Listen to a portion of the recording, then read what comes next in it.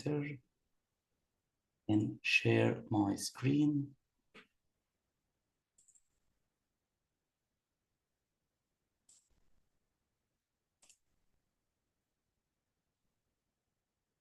Yeah, can you see my screen?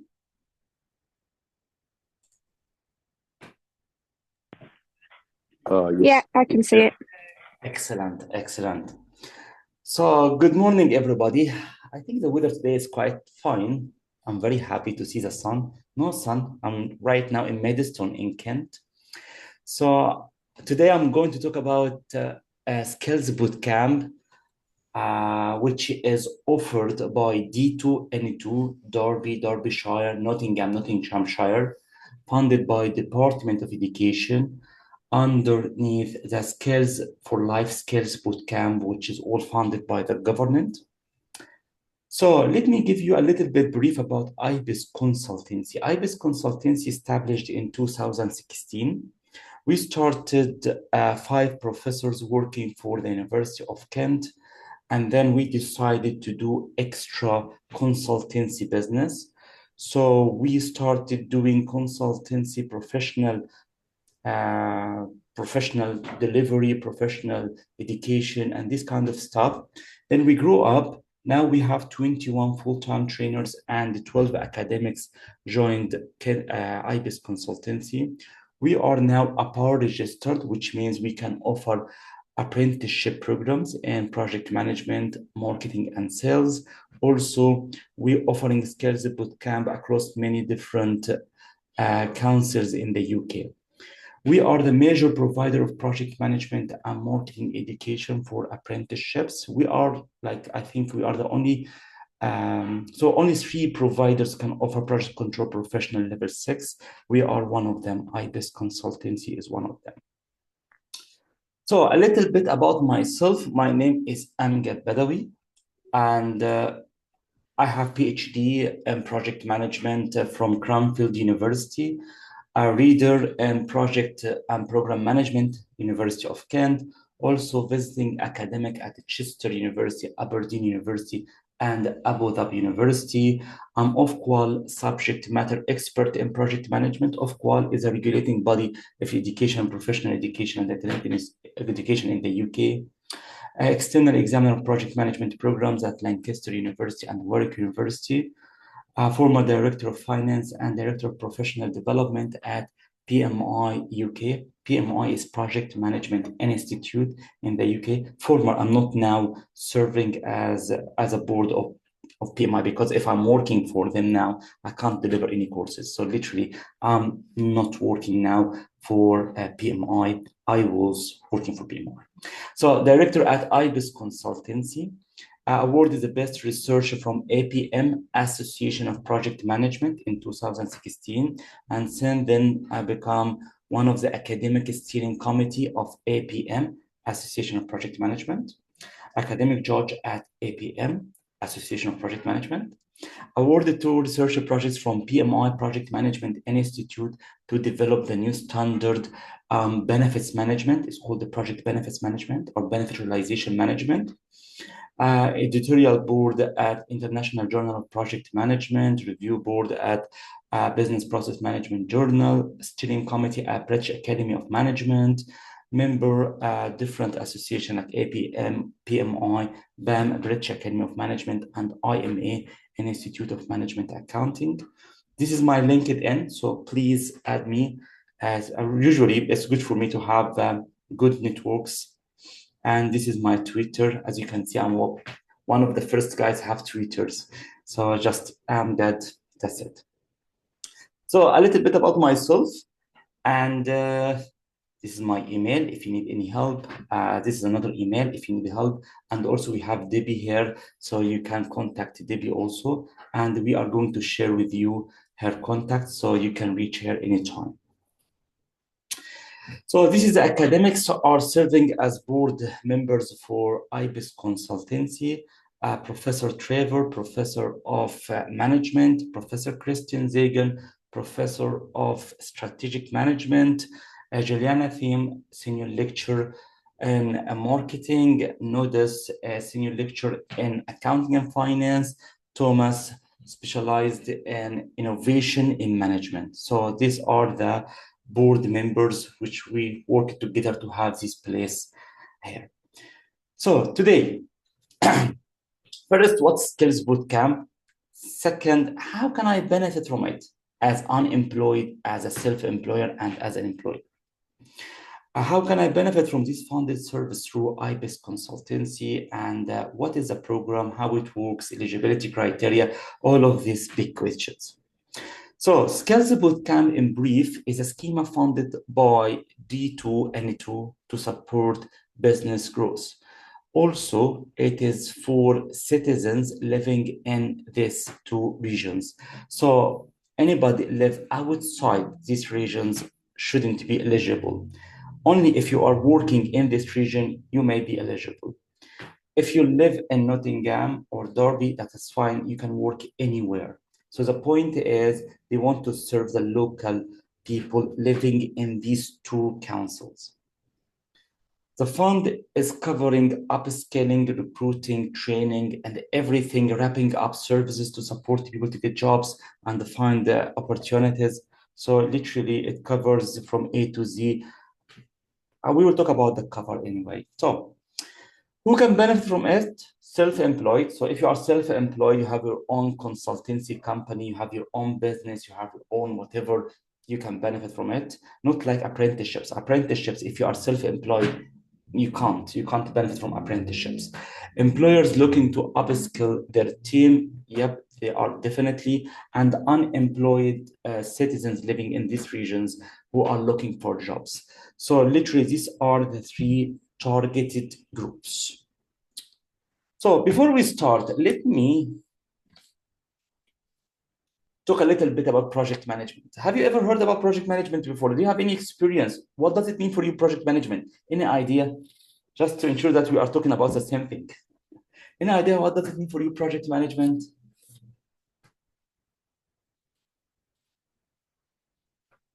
Anyone? Yes. So go ahead. Sorry. For me, it's looking at projects, planning them out, identifying bottlenecks, using lots of Gantt charts, putting contingency plans in place. That's very interesting.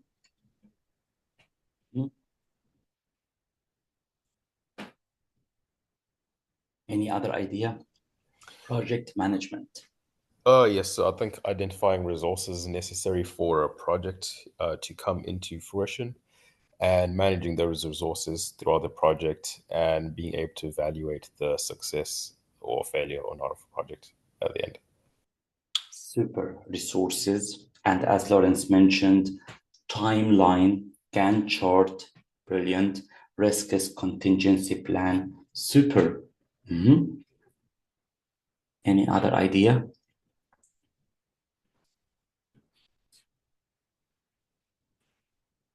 Project management.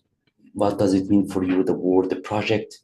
What does it mean for you, the word management? What does it mean for you, the word project management?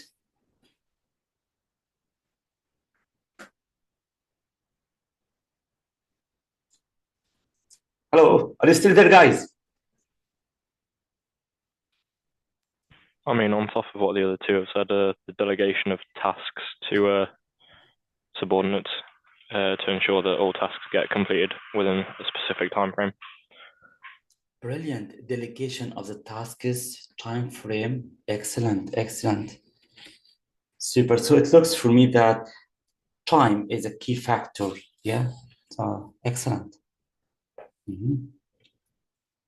We have also Lucy, Becky, Marianne, Chris. I think I was just going to add that it's aimed at delivering a short-term activity that doesn't last indefinitely. And it's aimed also at bringing about benefits to the organization, looking at change, looking at transformation, looking at improvement to services and products that the organization delivers to its customers. Excellent. So now about being a little bit short term, yeah, and not only for building like a house or building cars. It can be also used in transformation management. It can be also for new product development. It can be also for making things done. Excellent, excellent. So project and management are two different words, yeah? So project is anything that has a start date and end date. This is what we call project. Once you have this mindset, your way of doing the task is very different. So when you start doing anything, you need to think about what is the start date and what is the end date. Project is any temporary endeavor. Temporary, so you have a specific duration. Second, because you have a specific duration or timeline, so most of you understand there are consequences on resources and budget. So if you want me to finish within just a couple of weeks, I have to get this fund, this amount of money. If you don't have a problem with the money, so I may finish this within 1 week, or based on the budget available, I can finish the task within 3 weeks or 4 weeks or whatever. So yes, project is mainly about the timeline, promises, and resources. Resources include material and also include people. Management. What does it mean, management, for you? The word management.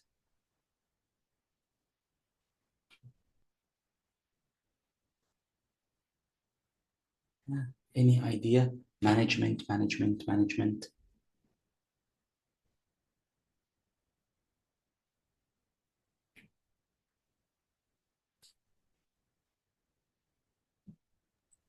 I'd say supervising people, making sure that the tasks are complete when they're meant to, and to a high standard.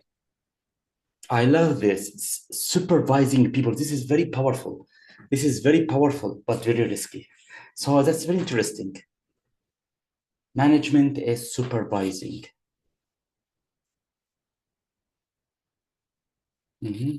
Any other idea?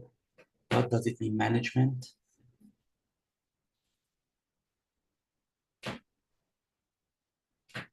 Manager, managing.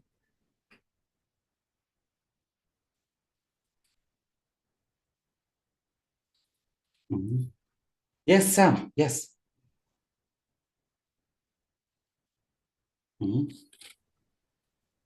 Marius, management. So management is sort of like, planning, coordinating, organizing resources, I think. Excellent. So management is about control, as Rebecca mentioned. And to control, you need to plan, because planning is part of controlling your resources, controlling your people, controlling your tasks, controlling everything that you want to control. So management is about controlling, about deciding, about decisions. So management here, it means planning and organizing. Definitely, without organizing, you cannot supervise later and getting the feedback. So project management is all about planning, organizing, controlling, supervising, and the last one, which is getting the feedback of the activities to deliver the projects. So this is what we call project management. Project management. Let me ask you the final question before we go into details. Anybody here knows the future? Anybody here knows the future? No. No. Definitely no. So if you don't know the future, how can you claim that you can plan? Who are you to say, I know the future, so I can plan? Yeah. So decisions about the futures, planning about the futures, about the future, and everything is about future, but you don't know anything about the future. So now the question is, how can you plan and you don't know?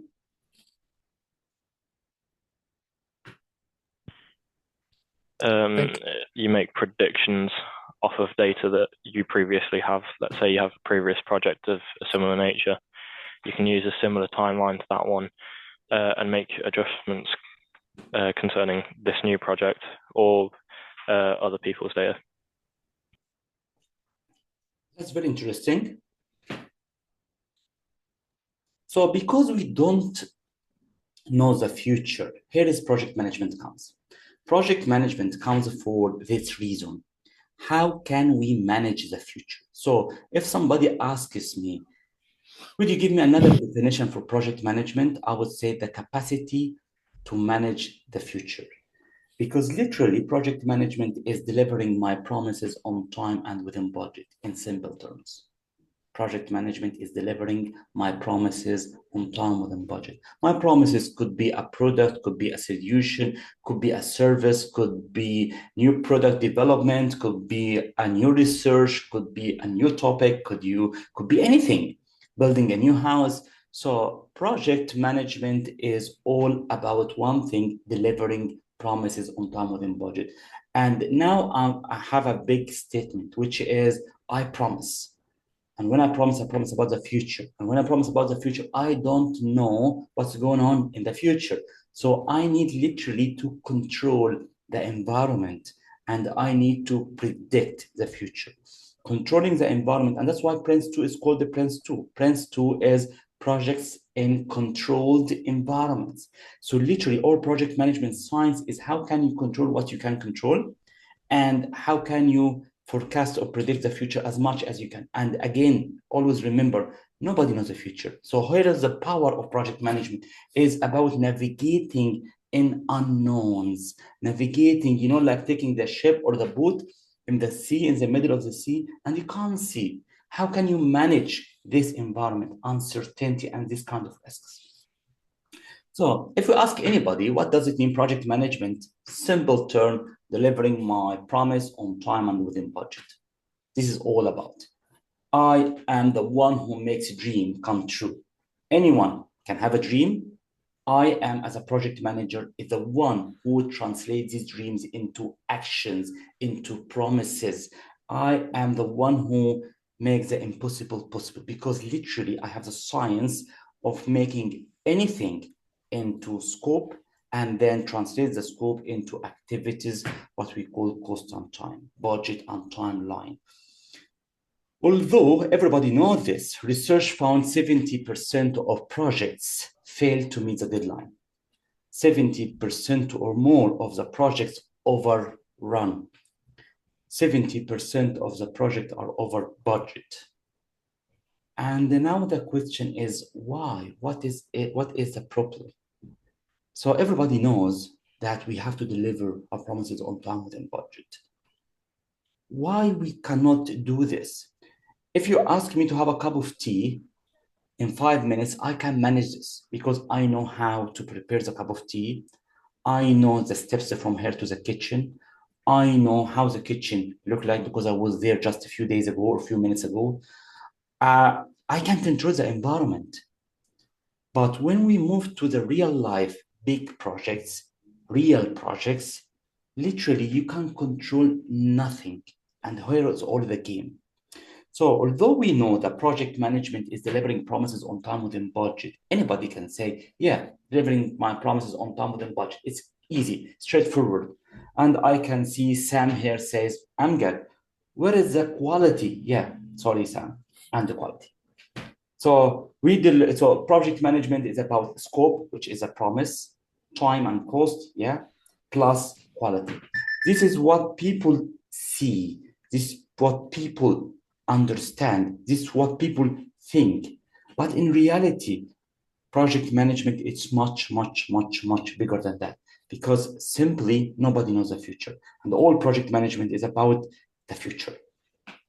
So you will never be able to deliver a promise on time within budget in a high quality or in a required quality without managing your resources. Resources here, I mean your people. Resources here, I mean material, machines, facilities, the office you are using, anything that can be tangible or intangible. For researchers, we have resources can be even access to some paper or access to some knowledge. So it is resource management here is not just getting the material on time within budget, but also getting people in place working together in harmony. So so resource management is a key here.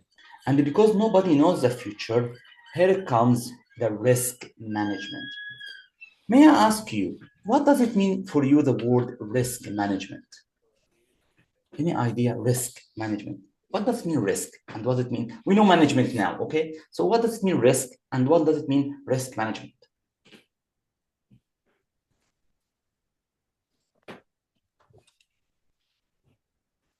It's the forecasting and evaluating risks and identifying how you can mitigate them.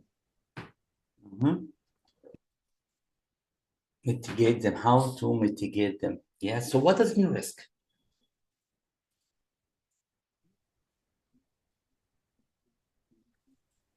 Risk can be lack of knowledge, delaying materials being delivered, machine breakdown, things that interrupt your plan or could interrupt your plan. That's very interesting. So you plan as if you know the future, and anything unexpected or anything that could deviate your expectation about the future or assumption about the future, it could be a risk. Very interesting. So let me ask you a question. What is the difference between quality management and risk management?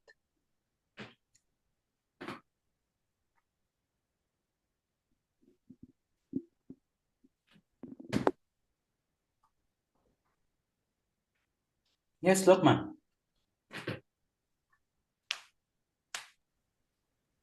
Quality management and risk management. All quality management has risk management in it. So part of the quality management process will be to identify the risks to the quality of your products or services and then implement procedures and policies to mitigate or limit those risks. That's very interesting. Any other idea? Quality management and risk management.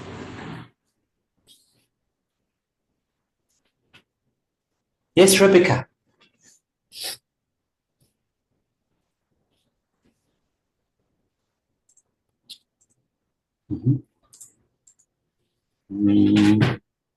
Anybody want to give me any opinion? What is the difference between quality management and risk management? It's a very weird question because quality management, it is about quality of the product, while risk management is about managing the risk. But to be honest, they are the same thing, as Lawrence mentioned. Quality management and risk management are typically the same thing, but how we approach the problem, we can differentiate between quality and risk.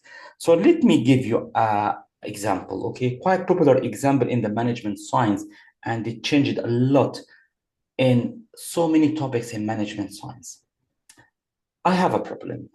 My supplier is not reliable enough. And we rely on certain route, which is the shortest, but also I can't rely much, sometimes very congested. So I have delays in my resources, and these delays affect my performance.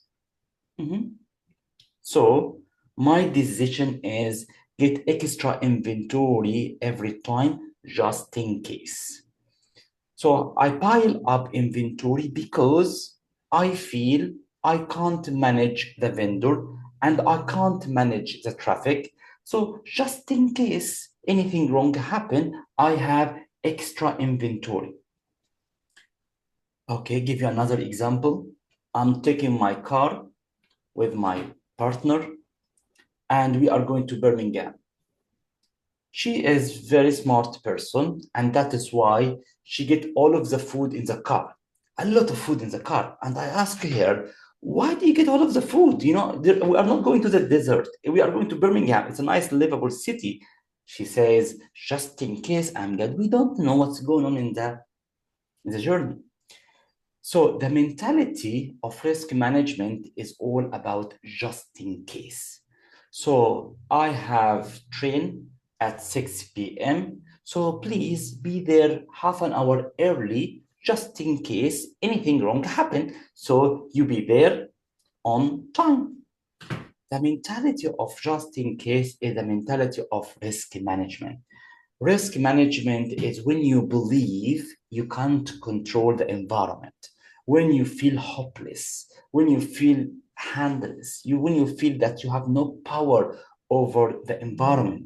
So have inventory just in case, have extra time just in case, have extra buffer just in case, have extra people just in case, have extra material just in case. And look at people when in the COVID time, they heard to supermarkets and Tesco to get a lot of material in home just in case.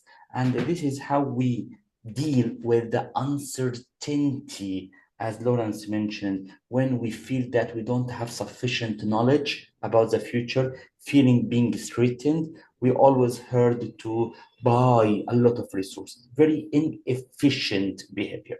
So risk management is literally being ready for the unexpected. Somebody called Deming, we will talk about this a little bit in detail in PMP. Deming has a different view to the world. He said, we can control the environment. Wow, who are you? Yeah, I can control the environment. So literally, instead of relying on unreliable supplier, we will send a committee from us to the site to stay there to control the production and to give us early information to ensure that everything is under control. We are not going to rely on the shortest path, which is unreliable. We are going to use long path, but it is very reliable. I'm happy to pay extra in exchange of some stability in the process. So I'm not going to take a taxi to go to the train station because taxi is unreliable, congestion is unreliable. I'm going to take underground to go to train station. So there is no need to have half an hour extra buffer just in case. Literally because I'm using more reliable techniques and tools. I'm trying as much as I can to control the environment. Let me give you an example because this example is very important because all project management is about the capacity to control the environment and the capacity to see the future. All of the decision about the capacity to see. Another example, have you ever heard about the air conditioner? You know air conditioner? Do you know this? When it is very warm, we turn on air conditioner, nice air, yeah? Do you know it? Yep. Yes, okay.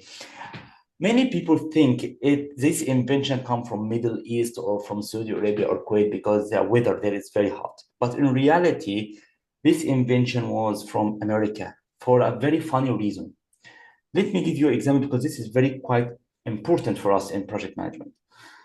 So in America, one of the manufacturing plant of garments, clothes, found that in the winter, the production is great, no problem, no defects.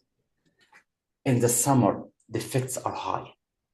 And also noticed the second floor always have higher defect than the first floor. So the remedy plan is in the summer, produce extra products just in case, because we know the defect rates increase in the summer. Second floor always produce more than the first floor because we know the second floor always has issues. Yeah, somebody says, no, we need to control the environment.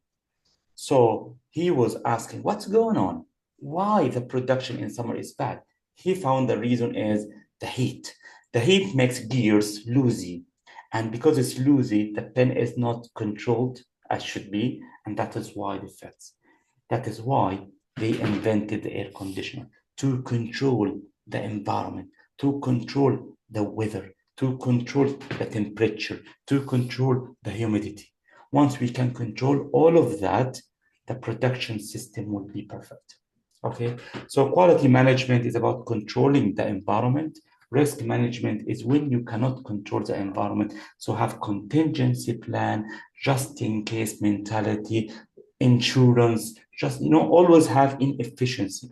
But risk management is very important because we believe that nobody knows the future, and that is why we need to have risk management.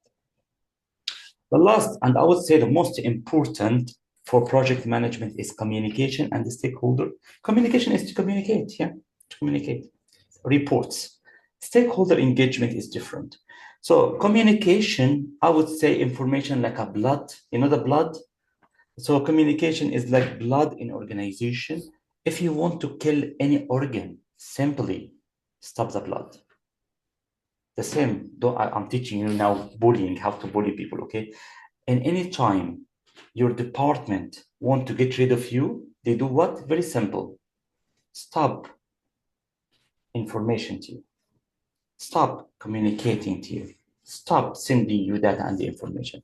And once you don't have sufficient information, you will take wrong decision and you feel lost and you feel that you cannot cope with the work. Finally, you decide to leave. So this is, we know in project management, and that's why we need to protect the flow of blood to us, and we need to protect the flow of blood to every stakeholder, to every person we want to protect, because it is very simple and very easy step to kill anybody. Just stop the information or send too many information, too much information.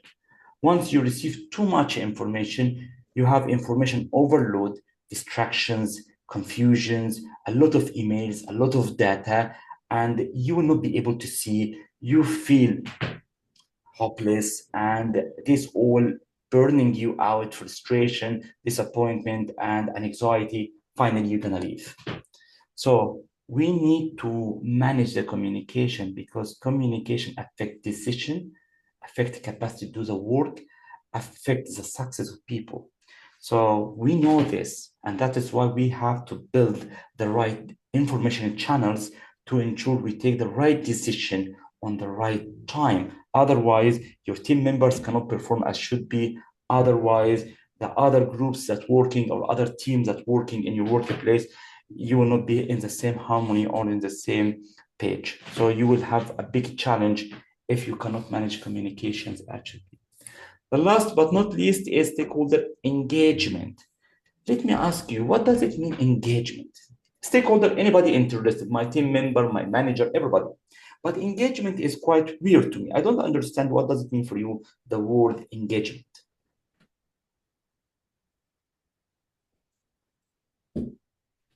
Any idea? Engagement. They're actively involved, i.e. they're reading things you're sending them, they're offering opinions, they're interested in what's happening. They've got a vested interest in the outcome, possibly. It's a range. Engagement, this is how we engage. So how we engage is different from the definition of engagement. So what does it mean, engagement? Not how we can engage people, but the word engagement itself, what does it mean?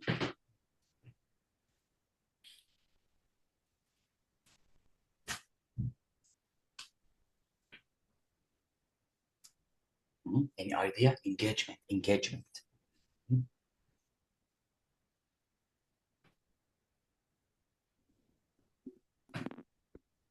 Marius? I'm just picking random names, okay? Evza? I think it could be a process of consultation with the relevant stakeholders as to what is needed to be done to ensure the success. I love this answer, and that's why I'm asking. It's a big misconception that involving people, listening to people, it means engagement. I may send you email, but you don't reply. So I communicate with you, you don't reply. I may invite you for a meeting, you may not come. And if you come, you play on your phone or you are not there. Indeed, involving disengaged people is a very serious mistake because they are not engaged. So when they are involved, they are here to destroy you, to kill your project, not to support you. So listening from them is one of the techniques which could be useful in some times, but could be disastrous in other times. I was consulted with the government, okay, with member of parliament and something like this, and we were talking about the engagement in public infrastructure projects. My response and my research feed into that we don't have engagement, we have involvement. And involvement is really very risky if you involve disengaged people. If somebody hates you and you ask this person, you know, how can I be a better man? Definitely he or she will not help you. They will destroy you.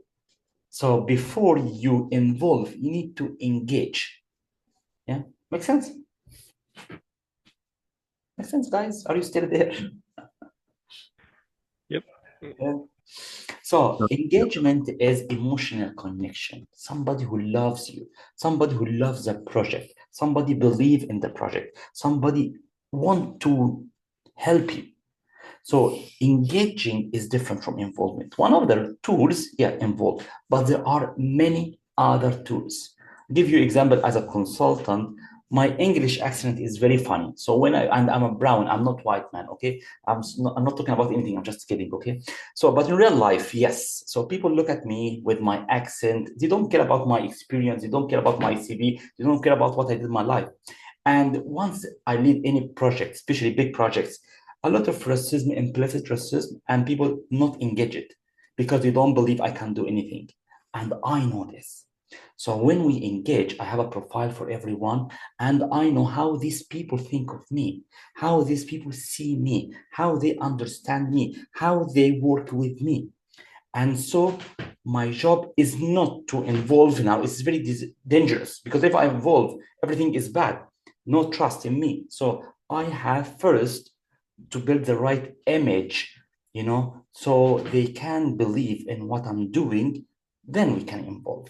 Many things, many tools and techniques I used to develop over years, you know, to engage, not to involve.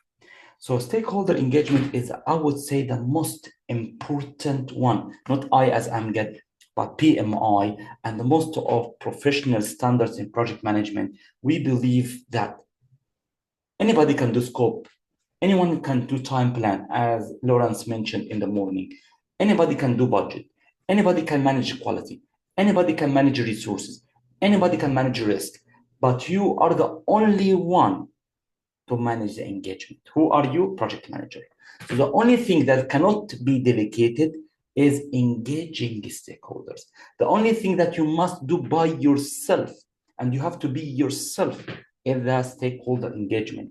And we always believe in research and professional standards. The first key success factor for any success in projects, stakeholder engagement. The reason is your job is use people to satisfy other people. Very funny, yeah? So if you cannot engage your people, if you cannot engage your customers, if you cannot engage the people in your environment, you cannot control their hearts. And we know project management is about controlling the environment. Engagement is controlling the hearts of people. And this is something you need to master if you want to have a successful project, to master how you can control the hearts. Simply, if you can control the eyes and the ears, you can control the hearts. And if you can control the hearts, eyes and ears, you can control the brain. And if you control the brain, eyes, hearts, easy to control the muscles. This is what we call total control framework for people, how we control our people. You need to control the hearts. You need to control what they see. You need to control what they hear and what they know, so you can set the right criteria and you can control how they take decisions and how they behave. If you enforce your people just to control their behavior, trust me, this is not the best, because they don't believe in anything. They don't believe in the other team members. They don't believe in this company. They don't believe in this project. They don't believe in this career. They don't believe in what they are doing. They don't believe in themselves. They don't believe in the environment. They don't believe in the future. And if you ask yourself, what does it mean, mental health issues? Simply is incapacity to believe in what you do. incapacity to believe in the environment you are living in. That's why people have anxiety, depression, burning out, leaving their companies, leaving their careers, shifting their careers. The main reason is they don't believe. They are not engaged enough in what they are doing. They are not engaged in themselves. If you are disengaged from yourself, trust me, you have a poor life. So I spend a lot of time in engagement because, as you can see, nobody sees this. It is in the dark, dark sea, in the black area of the sea, stakeholder engagement. And honestly, we believe in project management, especially modern project management. This is a fundamental aspect. Based on this, you decide how you communicate and what to communicate and how to send the information, which information. And if you have the right thing, risk management will be well functioning, because literally you can see better the future. And if you have this right and that right, you can manage the resources, you can manage your vendors, you can manage your people, you can manage your stakeholders, and all of that come together to have your promise on time and within budget. In a very simple example, if you ask me to have a tea in 5 minutes, I can do that. But if my partner is not happy with me and she is fighting with me all my way from here to the kitchen, trust me, I can't finish within 5 minutes. If somebody is angry with me and shouting to me in the street, I cannot do the tea in 5 minutes. If my leg is not good enough, not supporting me, if my brain not good enough and supporting me, not my muscle supporting me, trust me, I can't finish in 5 minutes. So the promise is easy, but I cannot engage people. And the most difficult thing in this life, people, not the machine, not the material. I haven't ever seen a machine fighting with another machine because of religion or because of race or because of I feel that she is good or she is bad. You know, machines never fight like this, but we as a people, we can manage this. So the idea of Lawrence, project management is about Gantt chart. Is very true, but very misleading. I'm not talking about Lawrence as a person, okay? Lawrence is a great guy. But I'm talking here about how we understand the project management. It is not about Gantt chart. Gantt chart is just not even one lecture. It should be, and it will be like 20 minutes. It is not the big deal of any project management professional certification now. Yeah, if I'm teaching this for somebody who does not have any experience, I spend like 1 hour teaching Gantt chart. But project management is not about Gantt chart now.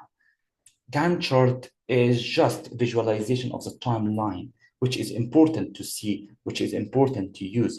But you as a project leader, you need to have tools to control the environment. Environment here, I mean people, I mean material, I mean external environment, I mean whoever around you that can affect you, I need to control. And if you cannot control, predict and have contingency plan.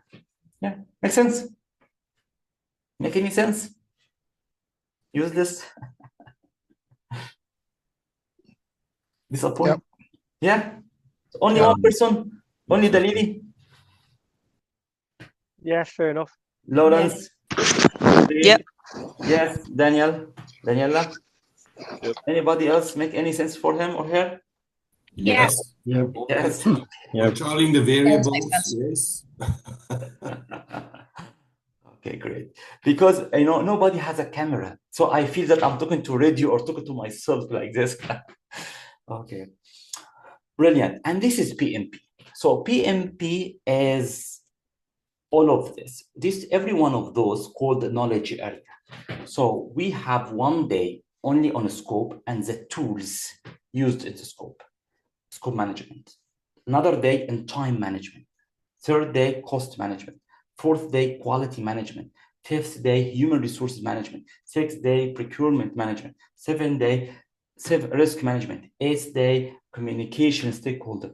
We also have one full day for project politics.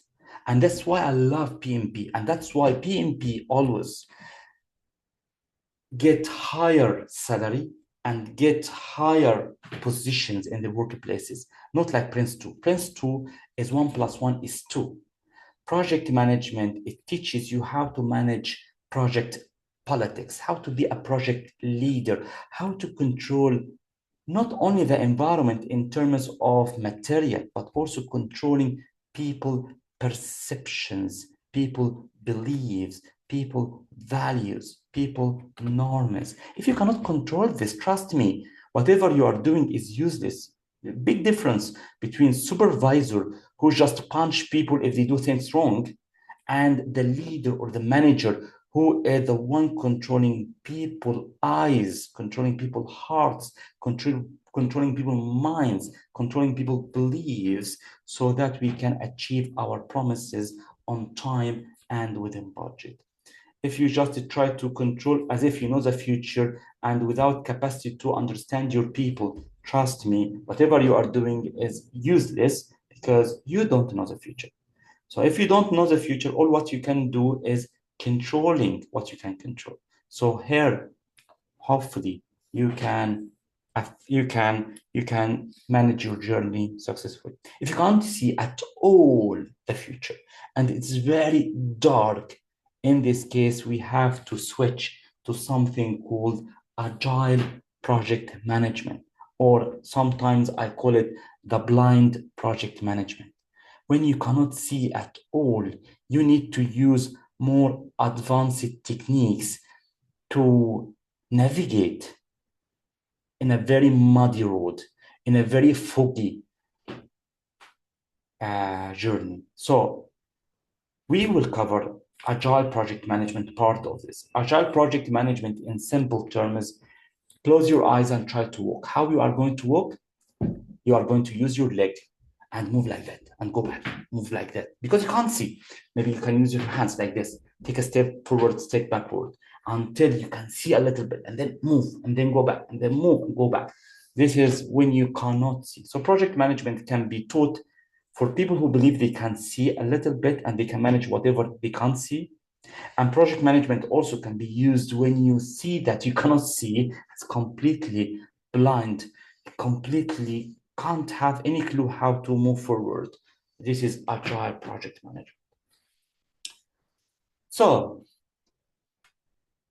project management or project management professional is about knowledge. So we will have a knowledge for each of these knowledge areas, skills, tools, and we have around 200 tools which can help you to control the environment by all mechanisms, control mindsets, ideas, beliefs, actions, resources, vendors, everything, hopefully, you should control, and the technique. This is all to meet the project requirement. So many organizations and many people think project management is not important. I can say yes, it is not important, but there are some symptoms. If you see in your body, I can tell you you have this disease, this virus, okay, which is lack of project management. Not because people told project managers or being titled as project managers, it means they have project management. No, project management in many organizations is the same term for supervisor, and that's not true. Supervisory job is very different from project management job.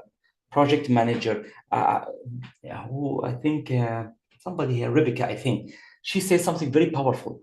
She said management is supervising, which is quite interesting. And that's why we are here today, to fix this understanding. Supervision is different from project management. So let's look at these symptoms, and based on these symptoms, I can tell you, you don't have a project manager, you have a supervisor.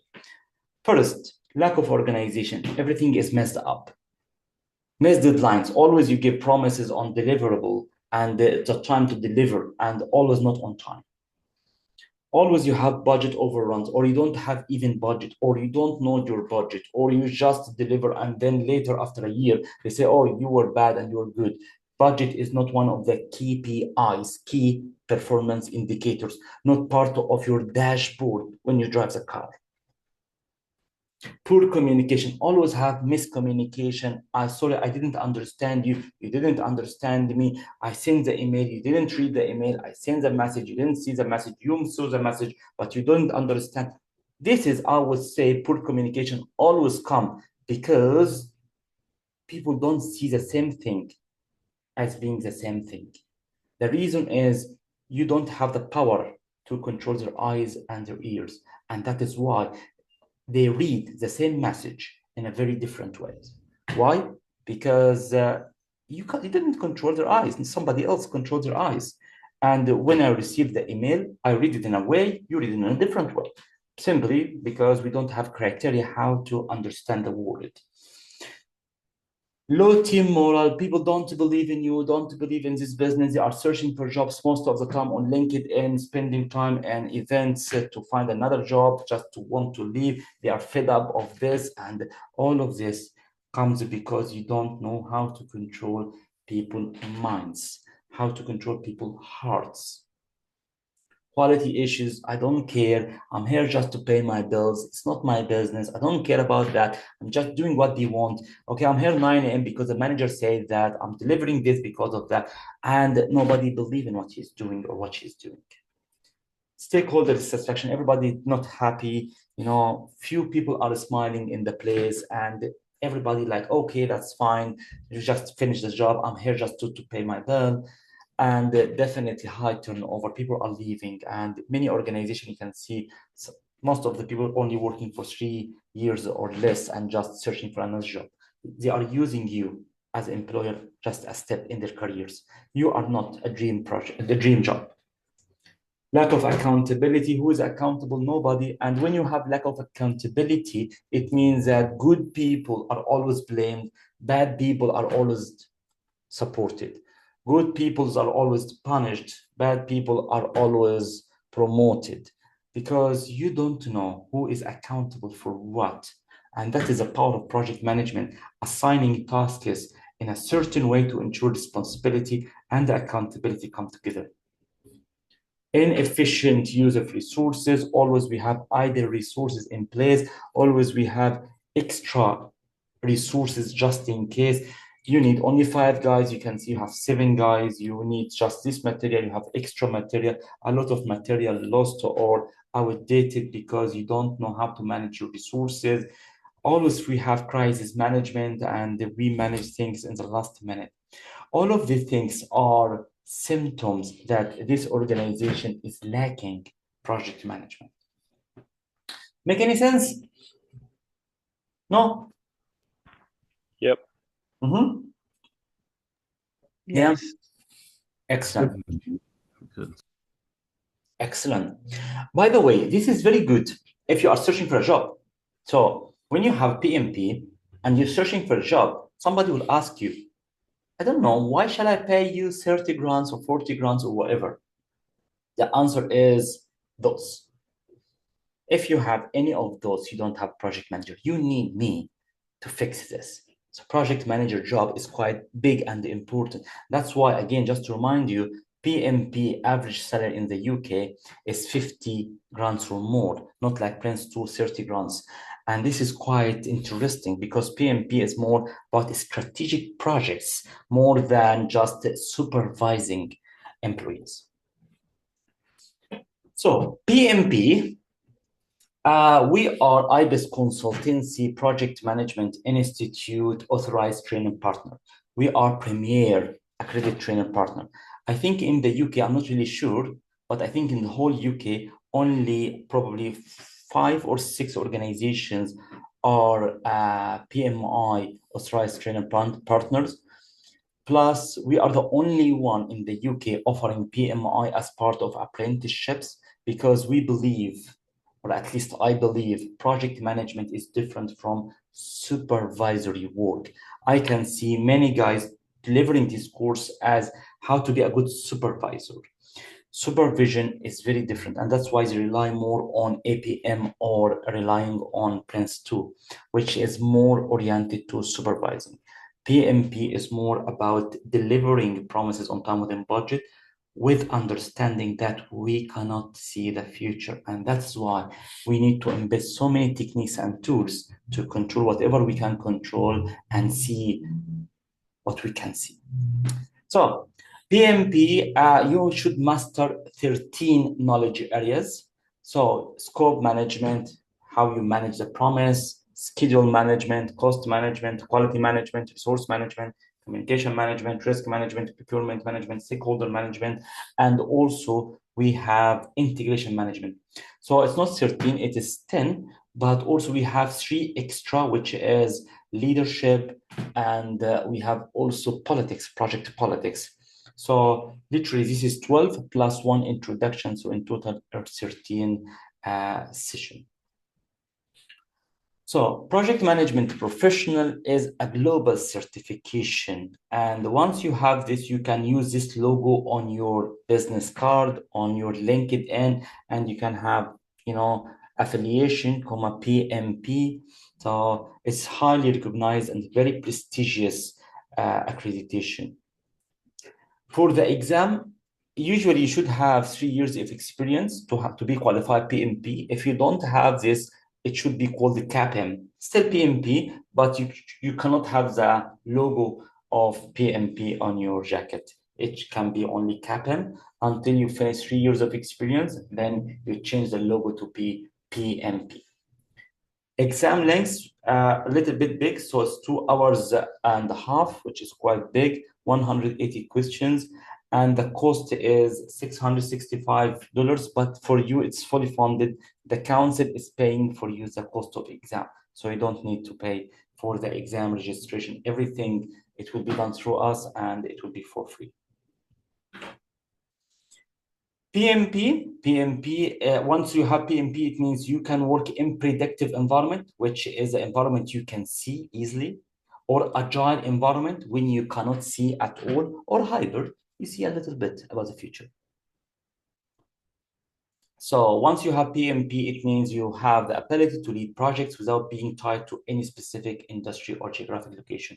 So PMP is very generic. You can work in any sector because literally you have the skill to get the promises on time within budget. All over the world, we have 1.5 million PMP certification holders across the UK, China, and Canada. In the UK, as far as I remember, when I was one of the PMI board members, we have in the UK around 6,000, something like this. But according to one of the researchers, we found that all of the PMP holders in the UK, their average salary 50 to 60, some of the guys 70. The good thing about PMP is really good for multinational businesses. And if you are leading your business and it is very local, so PMP should be the gate to internationalization, because you can speak the same language as somebody in America. I'm talking about project management, somebody in China, somebody in Emirates, somebody in Germany, because it is a unified language, not like Prince2. Prince2 is a little bit regional, only in the UK, maybe, or Europe, but not worldwide. PMP is a worldwide language for project management. So benefits for employers. A lot of research found the more you have PMP holders in your company, the more you are outperforming competitors who don't have. The reason is, once you have many guys have the same certification, you will have consistent framework. Literally, PMP in itself is a way of controlling people's eyes, this way of controlling people's minds, because all of you have the same criteria in running projects professionally and ethically. So literally, it establishes a framework and how we think, how we decide. So more people have PMP, I would say this can have same language, the same best practice, evidence-based, and this is all empowering framework. By the way, one of the big difference between PMP and Prince2, PMP is very empowering, which means it gives you a lot of tools and techniques. It gives you the power to decide. Prince2 is very different. Prince2 gives the power to your sponsor, which is your program manager. So your program manager have the full power, and you just supervise the staff to achieve what is required. Prince 2, very, very different. It's not something bad, okay, because I'm working with a lot of associations doing Prince 2, and we also offer Prince 2. So I'm not discouraging Prince 2, but Prince 2 is different. Prince 2 has different flavor, more supervising job than PMP. PMP more strategic job, okay? For employees, because literally you have so much power, your value is much higher. Always remember this when you get a job, okay? When you get a job and in the interview, they need you to do administrative work. The salary, maximum 25 to 30, maximum 35, maximum. But when you go to the job interview and you see people talking about your ideas, about your way of management, way of thinking, way of doing the thing, and how you think, how you plan, here I can say your salary should start from 40 to above, simply because they are using the most precious thing in you, which is your brain. Some organizations just want to use your face. Some organizations want just to use your muscles. Some organizations just want to use your ears. So you need to know what these guys want from you. Want brain? So I think your salary, and you'll enjoy it because they are using the most important thing. They are using just your face, that's fine, but you have a limit to your career, okay? So PMP is empowering you because it equips you with the things that makes your brain powerful and appreciable.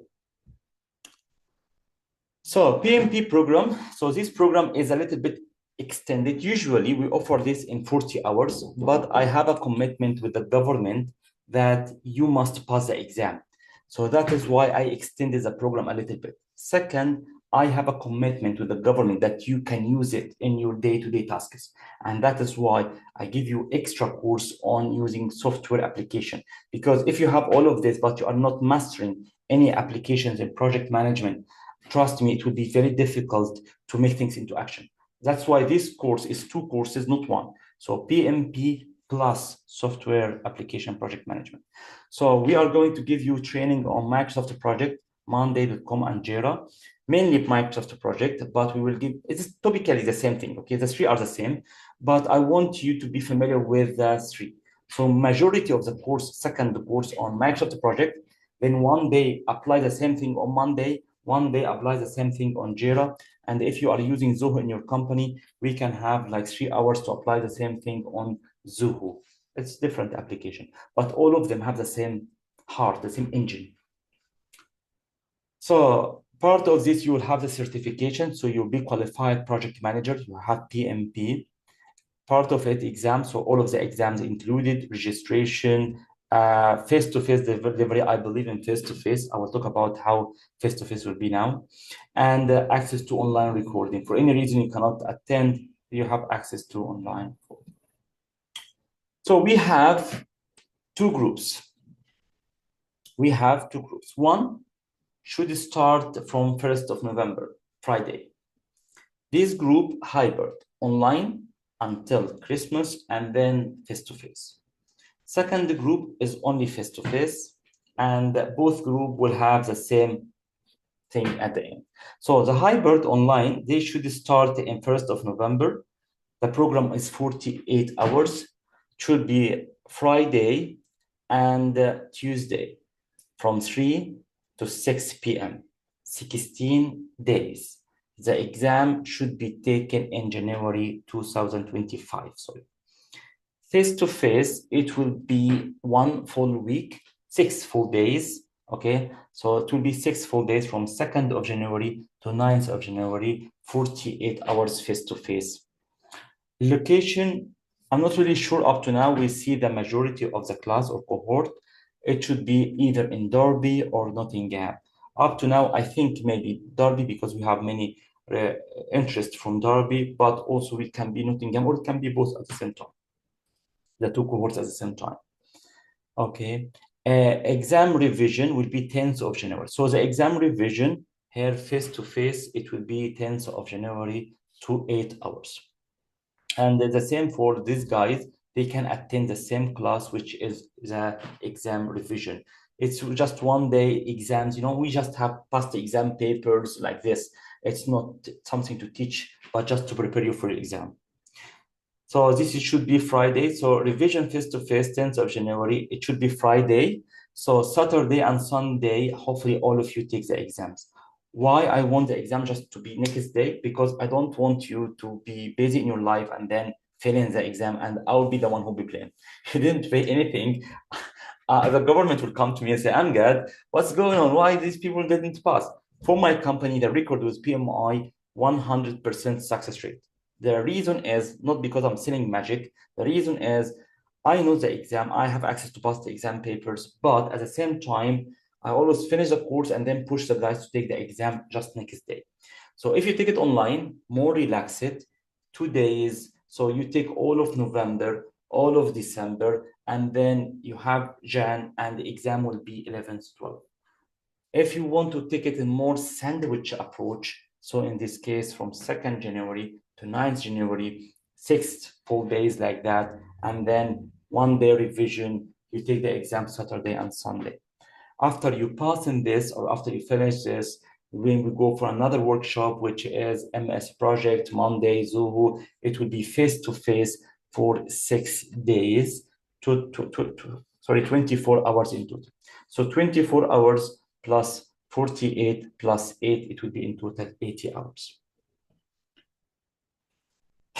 The last bit here, funding, you have to live in Nottingham, Derbyshire, Nottinghamshire, 19 years old or more, being in the UK for 3 years, not for international students and not for full-time students. So if you are a full-time student and you take any funding from the government, in this case, you are not eligible until you finish this degree, because you have 2 funded projects at the same time. So government fund, if we do recruitment, it's 100%. Self-employed training, 100%, which is great. For people working for SMEs below 250 employees, in this case, you have to pay, not you, your employer have to pay 10%, which is 300. If you are working for a very big company, which are hiring more than 250 employees, in this case, the government fund only 70%, and your employer should fund 30%. So when you apply, we have priorities, because again, it is funded, so you don't pay anything. But the problem is with me and the council, the accountability, because we are accountable for the council. So we, as IBIS consultants, we set priorities, who's to be accepted, because we have only 20 places. So we need to ensure that doing the right work and at the same time being protected. So we give the first priority to anyone self-employed. This is without any checks, without anything done, self-employed. But if you are employed, that is cool, that's fine, we are happy to have you, definitely. But your employer has to send us a formal email that this program is useful for the employee. Second, your employer has to pay the 10% contribution. Third, your employer has to tell us one of 3. First, you are going to do more productive tasks after finishing this program. Second, or here, move to a different position. Third, getting a higher salary. So your employer should say how this program is benefiting you. I would say the easy answer is, Sam is going to do more productive tasks because nobody can anyway. Okay, move to a different position. This can be also an option, or getting a higher salary. But usually employers hate to have a promise like that. So as employed, we need to have these things. How many things? 3. Employers send a letter or email saying that this program is useful to the employee. Second, the employer is paying the 10%.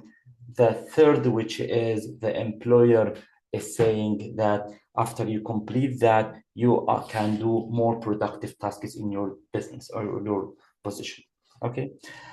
For unemployed, which we put in the last priority for us, the unemployed, before we can accept any unemployed, we need to have employer who is happy to hire the unemployed, because the government will not pay until we get for this person a job. And now we become in a big risk. It's not only teaching, we have cost of exams and cost of material. So all of the expenses and face-to-face, we have refreshment, we have a lot of beautiful things, and material printed and material, a lot of things. A lot of direct expenses for every learner. So if we get somebody and we spend all of that and that person didn't get a job, I'm not that rich, we cannot have the capacity to pay for the people like that. So in this case, it would be a problem for us because direct expenses is quite big for us, for every learner. So it's a huge risk for us to accept unemployed until we have employers who are looking to hire project manager. We have now, but I think like 3 or 4. So what we are going to do before we accept unemployed, we may have preliminary interview with the employer.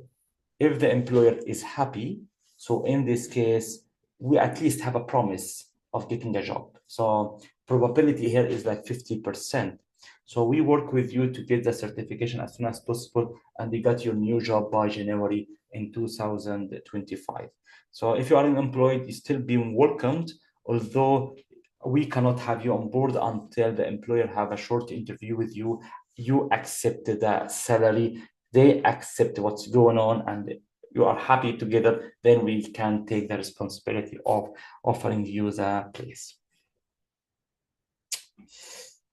Deadlines. So literally for PMP, we have only 20 funded places. Right now, I think 5 already confirmed and booked. So we have right now 15. We have a committee with IBIS consultancy and a meeting with the council every Monday. So we need every Monday to have some guys in to send it to the council. So each round deadlines is Mondays. You will get notification of approvals Tuesday. So Monday morning, we got everything. We send this to the council. We have a meeting every Monday with the council, with D2N2, and then we discuss the learners. Both of us, IBIS consultants and D2N2 will give the approval, and then you get notification by Tuesday or Monday evening. That's why don't submit your application Monday. Please try to make it Sunday so IBIS consultancy team can see what's going on. So we have time to discuss before submitting this to the D2N2. You get notification of approval. If you are self-employed, it's done. So we will give you congratulations. You should start from 1st of November, done. If you are unemployed, we will have a next step, which is job interview. To be honest, before we take you. If you are employed, that is fine. So the next step, we'll send you an email. I think some of you already received the email that your employer has to answer by these 3 statements. You have to reply and the employer before the following Monday. So if you are self-employed, just we need from you confirmation, say, yes, I'm happy to join. If you are employer, if you are employed, just I told you now, if you're employed, your employer have to send us this 3 information. If you are unemployed, so you have to expect the interview before confirming your place. Yeah, so it's done. This is how you register as employed. So if you are self-employed, or you are unemployed, use that link. If you are looking to train your team, use that link. So training your team, use this one as employer bootcamp. So you are not going to train yourself, you are not going to have the course by yourself, but this will be for your employers, or you're looking to hire project managers. The second link is mainly for one thing, if you are, 2 things, if you are self-employed or if you are self-employed or if you are unemployed. Yeah, questions. I know I have a lot of questions today. Here we go. No questions? Oh my God. Hi, I'm Gad. I've got some questions that I've had emailed to me, if that helps. Excellent. Yes, I mean, you've answered quite a lot of them within your webinar, but one of them was, do people have to submit assignments? Is it just all online learning, or will people have assignments that they will have to work on and submit and that will be marked? No assignments, but if you want to have the PMP certification, so it will be exam. If the person wants to opt out from the certification, that's fine, no problem. Okay. I'm just checking for any others that you haven't already answered. Yes. You finally got someone else on camera as well. No, I think that's everything. I think everything else was covered within costs. The exam, how long the exam was. So no, I think that's everything from my side. Excellent. It's good to ask, Yes, Sam. Yes. Thank you so much for that presentation, Amgad, and nice to finally put a face to the name, Debbie. Hello. Thing I just wanted to ask. So, in terms of it being fully funded, so I'm on a tier 2, so I'm on a sponsored route for my visa in terms of the skilled worker visa. So would that mean I'm eligible as well as a UK resident, since I may be classified as an international student? So just want So your visa is tier 4? Tier 2. So tier 2 skilled worker. Tier 2, excellent. How many years you are in the UK? So I recently changed. I was on the tier 4 student visa, and then I recently changed in 2022. Excellent. So you are here in the UK for 3 years, I think. Yes, I got it in September 2022. That's when I transferred onto it. Excellent. So anyone living in the UK for 3 years and have work permit, like your case now, which is tier 2, so you are eligible.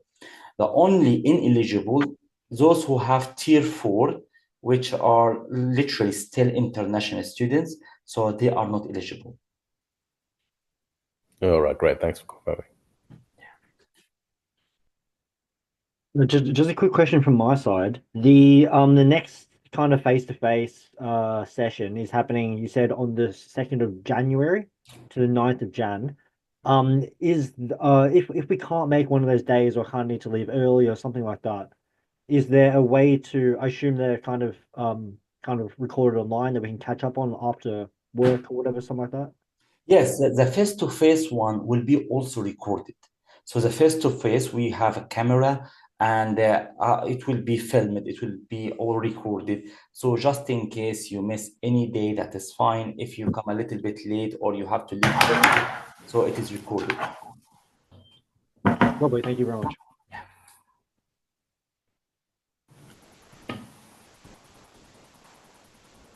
The face-to-face one, we don't know which city yet. Maybe Derby, maybe Nottingham, maybe both of them. Up to now, it's based on registration. So if we see, for example, 5 or 6 person in Nottingham, 6 person in Derby, so we have the two at the same time. If we have in Nottingham and only 3 Derby, so in this case, it will be Nottingham. So I don't know up to now which city we will have this, but it will be difficult to have in Derby just for 2 guys or Nottingham just for 2 guys. Usually to have face-to-face, we have 6 learners or more. Cool, thank you. Perfect. Just a quick one from me. What would happen if you start the course with one employer and then during the course of undertaking the course, you change jobs? Honestly, it is better for me and for you if you can have this through being self-employed. So this will be no risk for everyone. Because if you leave it's just 2 weeks. The program is not for years. It's just 2 weeks at the end of the day. If you take it online, it will be just the Christmas break and a couple of weeks after the Christmas break. So very short to ensure that you are going, or to say, I'm going to leave. But if you have this doubt, you are going to affect me, because literally for me, I need to ensure that if you are employed, your employers having you for at least 6 months after the program. So I will be the one who be affected negatively. So if you are a little bit doubted like this, please don't. I'm your friend, okay? I'm your friend. No, I'm only asking because I'm currently on a fixed term contract, and there isn't any indication that the contract is going to be extended. So I just need to understand where things sit, so that if I'm to get myself signed up and the contract isn't extended out of no fault of my own, then I'm not putting you in a situation where you can't carry on the course and I can't also finish. So I just wanted to understand. Yeah. So what is the deadline for your contract? March 2025. Ah, that is very critical time. Yes. So you can do me a favor if you have just a limited liability company and have a true company as a self-employed. To be honest, it's a huge risk for me because if anything wrong happen, nothing will happen to you, but it happened to me. So the government will not pay me if this happen. I will be affected negative. I'm very honest. The term is here for funding is very harsh against me, not against you. I'm not sure that I can move some of the costs to you, but again, it seems very unethical to have something like that. So I'm guessing it's like a payment by result type of yeah setup. So you are paid at the end. You're not paid at the start. Yeah, this is a stress. So it's not because the payment they pay us. So they pay us part before the course, part after the course, part when your employer give you a title or improve you, whatever, and the part after 6 months. You need to ensure at least 6 months you are still in the place, and that is why it will be a little bit stressful. But we can have a chat with your manager because maybe that's help, So if the manager will have like a vision, March is very soon anyway. So your manager can tell us that, okay, he is going to renew your contract. So in this case, that would be fantastic for everybody. Okay, thank you very much. Yeah. So the straight answer, I cannot say no, but what I can say, I need to manage the risk. So it is okay. You can still work with us. You can still be welcomed with us. We are happy, but I hope that we can manage the risk, a little bit assurance from your employer that is opportunity to renew your contract. Otherwise, the straightforward being self-employed, I would say no risk at all for anybody. And that's why for us, anyone self-employed is done because literally we don't have any risk. Okay, thank you. Excellent. Dr. Amgad? Yes. Thank you so much. It is very interesting. I have a question, please. What are the advantage and disadvantage of having the course without a certificate and without the exam?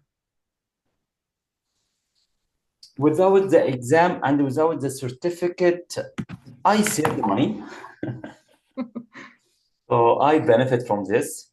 But honestly, the value comes from the certification, When people hire somebody, they don't ask you how much you know. The first, they look at your CV and certifications you have. You have the certificate or no certificate. If you have certificate, okay, so that will help. So we have another program, which is marketing, digital marketing. Marketing and digital marketing, we don't have exam like that. Marketing and digital marketing marketing, sales and digital marketing is quite nice. And not like this one. This one, the PMP exam is not easy. Yes, 180, not easy. No, not easy. It's not CPD. It is one of the most prestigious certification in the world in project management. It's not easy. Success rate in the UK 50%. So it is not easy, and we need to take it very serious with a lot of. So we have like 1,000 questions we need to solve together before we take the exam.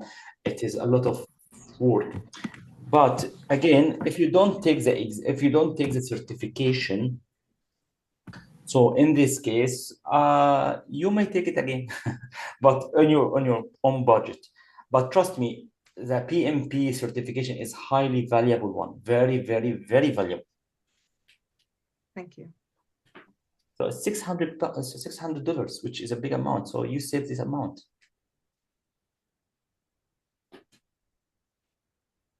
I love the camp, which is 1 week. So if you are a little bit busy in your life and you have a lot of engagement and you cannot focus for a while, so come to the camp. The camp 6 days, boom, and then the day number 7 revision, the day number 8 exam. All what I need from you just to disconnect from the world, 9 days. And you get one of the most prestigious certification. I would say not one of the most prestigious certification in the world in project management.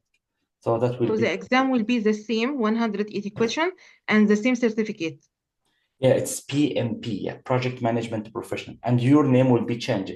So it will be Noha Bahi, PMP.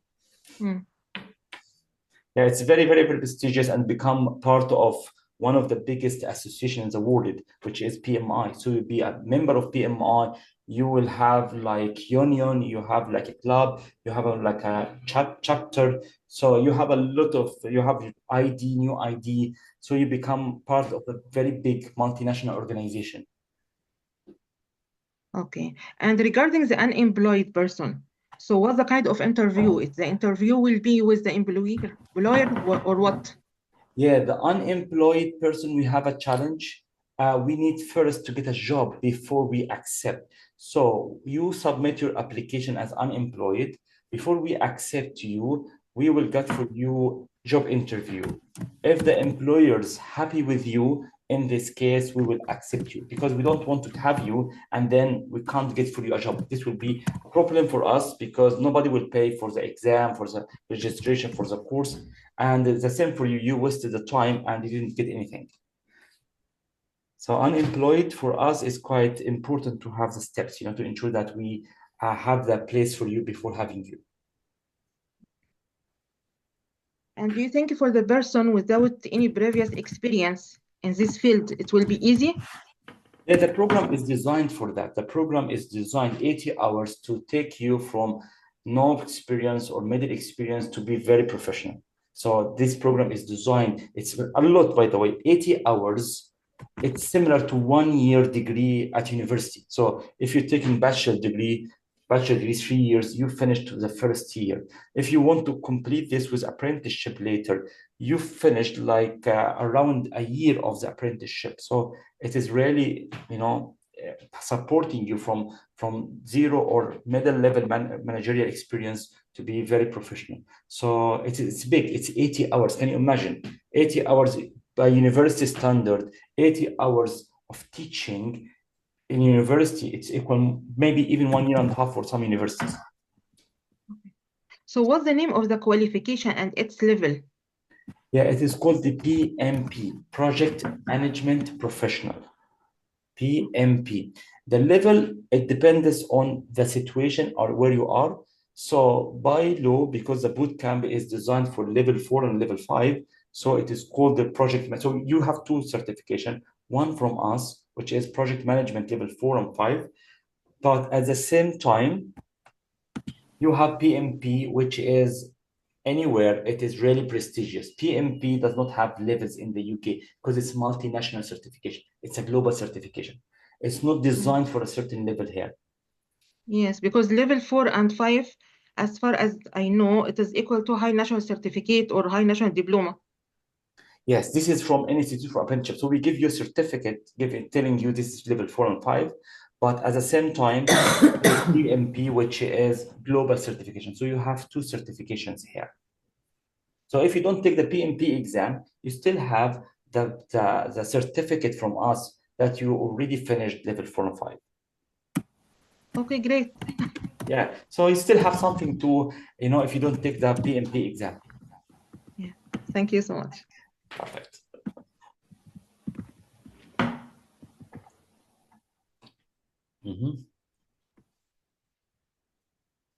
Any other questions?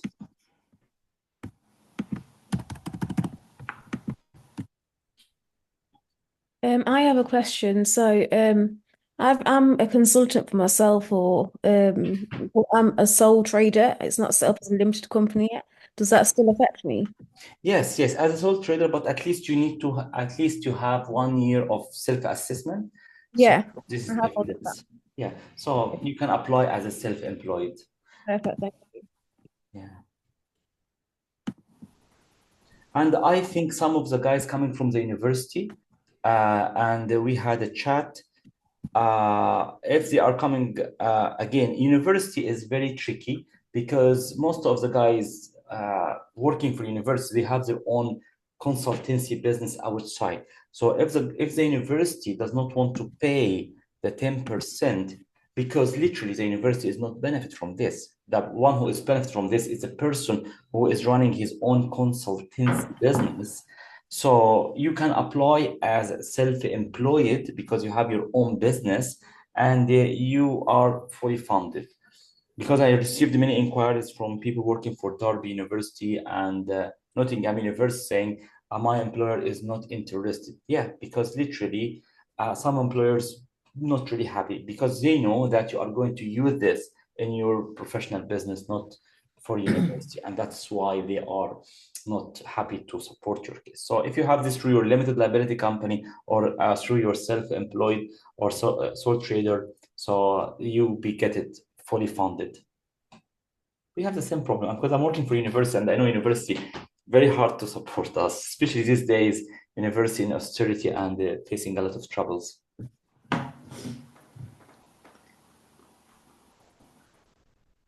Yep.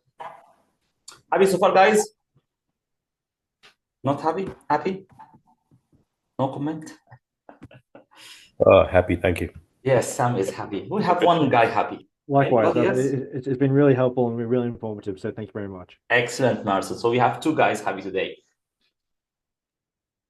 I'm happy. Sounds really good. Thank you. Super. 3 guys happy today.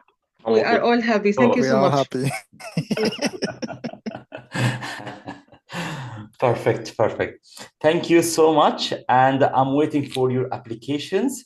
Hopefully you see most of you 1st of November. Yeah? So are we going to get the link sent to us in an email? Yeah, the link is here. So Debbie will follow up, but at the same time, the link is here. All right. So Debbie here with us. Debbie will follow up. And I think some of you have her number already, or she already sent the email to some of you. She will follow up with you.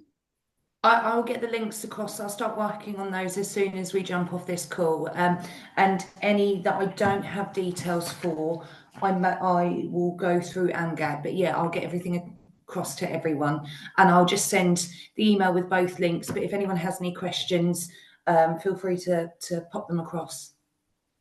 Okay, thank you very much. No problem. Excellent. Super. Thank you, guys. Enjoy the rest of your day and see you soon. Thank you very much. Thank you. Bye, everyone. Bye. Thank you.